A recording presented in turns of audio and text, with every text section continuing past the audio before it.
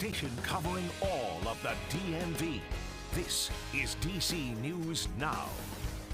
And tonight on DC News Now at 5, new details on the deadly crash on Rock Creek Parkway, why some residents want to see more action taken on the roadways.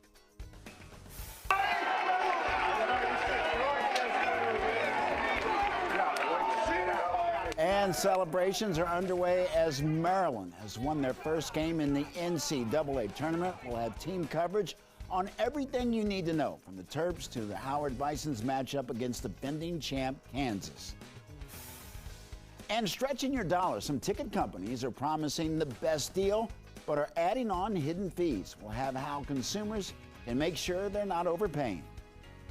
And we saw lots of sunshine for your Thursday. Temperatures were in the 60s, but come St. Patty's Day, we are tracking a few showers, so definitely keep it here. We'll break it down for you guys in a few.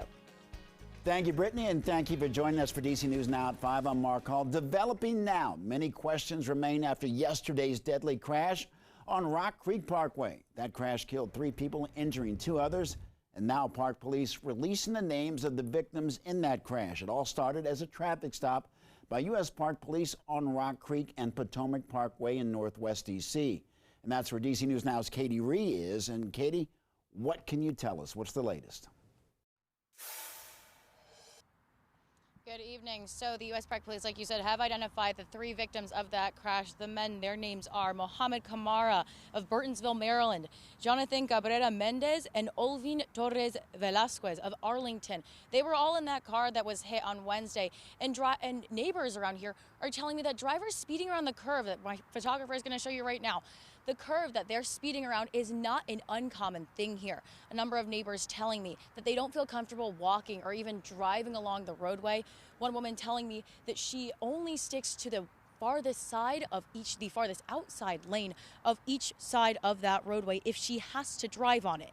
Now, another new detail that's coming in, the Lexus SUV involved in that crash has over $12,000 in fines and over 40 citations for speeding in the district.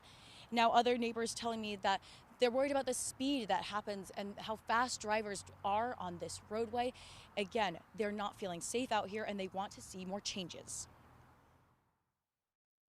I think that it would be great to have a center divide between the 2 lanes of traffic to create a safety mechanism. Maybe better signage, rumble strips, lights, warning lights, because I've seen several accidents. So putting the word out would be a good idea. Now, again, this is all in a very active investigation, and we'll bring you up to date with the latest details as they become available to us. But right now, the U.S. Park Police is heading that investigation. For now, reporting live by Potomac Parkway, Katie Ree, DC News Now. Katie, thank you. An update tonight, Prince George's County Police have arrested a man connected to the murder of a security guard at a skating rink. 27-year-old Omar Delonte Smith is accused of killing 31-year-old Eugene Smith. Now, while both the victim and the suspect have the same last name, police say that they are not related. They say that it all stemmed from an employment dispute. The victim was the head of security at the skating rink. The suspect is being held in Richmond. He faces 1st and 2nd-degree murder charges. Well, developing now, a bus driver is in the hospital after a fiery crash in Prince George's County. No students were hurt in the crash, but the bus driver was taken to the hospital with minor injuries. Investigators say that it happened this morning around 8:40 near the corner of Suitland Road and Silver Hill Road. County spokesperson also says the driver of the sedan fled the scene. Right now, it's not clear what led up to the crash. And developing now, D.C. police are continuing to investigate after shots were fired earlier today near Coolidge High School in Northwest D.C. Investigators say that a student was walking to school when a car approached him. The driver got out of the car with a gun and told the student to give him his coat. The student complied and gave up his coat. And as the suspect was leaving, police believe that the gun went off. The student, we're told, was not injured. No, it is extremely concerning. Just like prior incidents that we have around any of our schools, we want our children to be able to go to and from school. And while they're at school, we want them to be safe. They should feel safe. The community needs to feel safe, so it is a great concern. Anytime our vulnerable people, the elderly or the children, are victims of a violent offense, especially this close in proximity to a school, it's extremely concerning for everybody. And so far, at least 3 different shootings have happened around that school. All right, well, happening now, March Madness is underway, and we certainly have you covered on all things Terps, both the men's and women's basketball teams, and of course, the Howard Bison men's basketball team.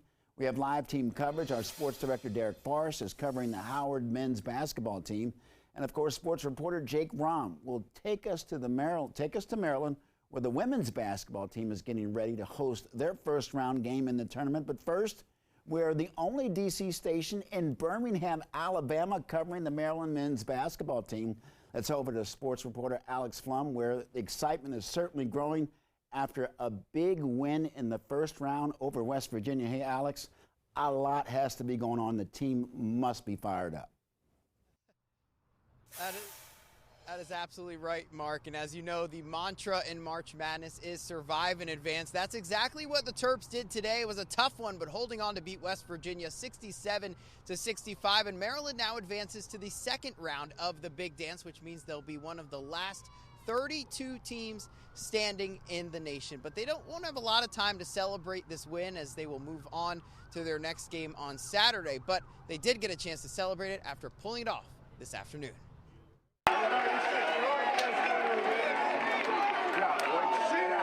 Being able to survive and advance, it means a lot. Just getting another opportunity to play basketball and compete.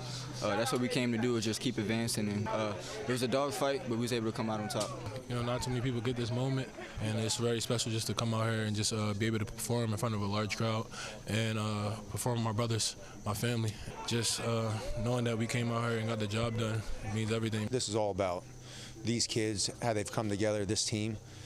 This was all about them, fighting, getting down, and not giving up on each other, and pulling out a great win.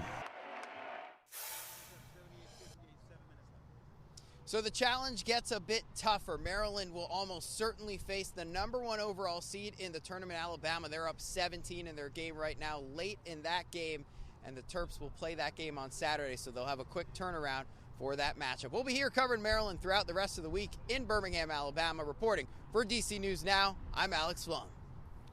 All right, thank you, Alex. And heading over now to sports director Derek Forrest. As the district's only team to reach the men's tournament, Howard was also in action this afternoon. And Derek, it was almost mission impossible as they faced top-seeded Kansas. Yeah, you're right, Mark. Howard looking to become just the second 16 seed to beat a #1 seed in the tournament, as the Bison had a date with the defending champs in the Kansas Jayhawks. Unfortunately for them, it would not be their day. The Bison put up a good fight, but the Bison, at the end of the day, the win would go to the Jayhawks as they advance with the 96-68 win. Shai Odom was solid like he's been all season long for the Bison. He finished the game with 15 points and 8 rebounds in the loss.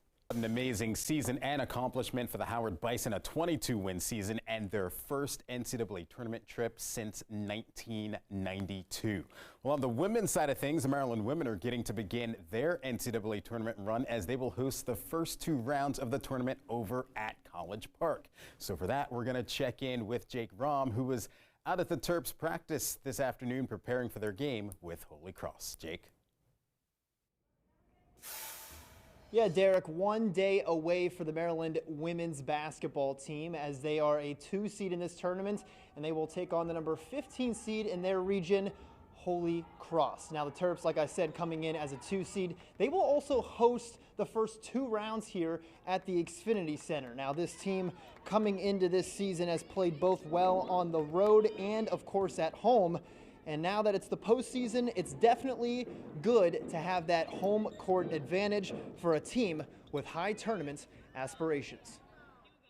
It's what you work for all season long, is to have that opportunity to be able to host, be one of the top 4 seeds out there. And anytime you can sleep in your own bed, have your own routine and schedule, and then to add what I feel like is the best fans in the country to be able to come out and support you and give you the kind of energy that you need. That's why you want to get a top seed. It is not just about sleeping in your bed, it's having your 6 mans out there, right? And we know we have the best fans in the country who are going to show out for this game on Friday. So that's the main thing, is having the hosting ability so we can have our fans there. So you heard it from both Coach Freeze and Diamond Miller that they are expecting a big crowd out here. Terp Nation hopefully to show up and show out. Now this game is a 2:30 p.m. tip-off, but all the players and coach had no worries that they think Terp Nation is going to make a huge impact in their game against Holy Cross tomorrow. We're going to have plenty more coverage here from the Xfinity Center at College Park, but for now we're going to send it back to the studio live here from the Xfinity Center at College Park. Jake Rom, DC News Now. Thank you, Jake. We will continue to bring you live team coverage on all things March Madness throughout the course of the night. Brittany.